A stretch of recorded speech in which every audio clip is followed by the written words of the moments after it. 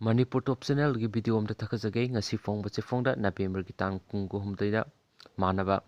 SDO Kisan Rajan amadi token hatkiba mihat pasing punsi chupa phadok pikhre ing kumja Englishing tara Englishing ani ga mapan gi February gi tara go humdaida kasum kholen gi office complex gi fadana pukhraba February gi tara ka tereta tupau kuki turel gi bapalda hatok piramlaba SDO Kisan white token amadi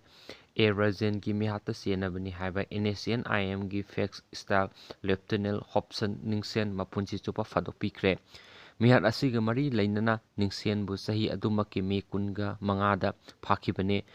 ingkumza lising aniga taraga mari da trial court amana life sentence pikibane ngasi Delhi High Court ki base amana Justice GS Sistani amadi Justice Chandra Sekharna trial court ki wayal adubu support tawruduna mihat asida senariba hopson ningsen mapunchi super phadok pinaba right takre haidi mayam aina pagi bisor thank you